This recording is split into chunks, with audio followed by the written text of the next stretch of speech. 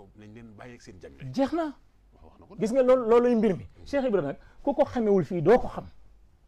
fii la Cheikh Ibra dafa am jagle ci sëñ bi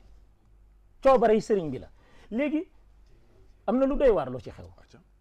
gis nga xasida mii nga xam ne mooy suñu teraanga àddina ak alaxira nga xam ne xasida rek la murit am sëriñ bi ne boo leen bëggee xam suma karaama mooy suma mbindum loxo karaamati xattu yad yi gis nga xasida googu sëriñ bi da koo mooñ ci biir Cheikh Ibra sëriñ bi da koo dimbale bi mu koy mooñ bi mu koy faggu di ko façonné dafa jël coobareem rek lu ko soob rek mu def ko ci biiram Cheikh Ibra boo jàngee xasida yaa ngi jàng Cheikh Ibra lu tax Cheikh Ibra mën a jëf joo xam ne kenn du ci dindi dara te bu jëf ju mu jëf jàng xasida goo jàng mu tegtal la Cheikh Ibra lu waral loolu lu waral mu wax ne mawaahibu sëñ bi suma dënn bii la ko roccee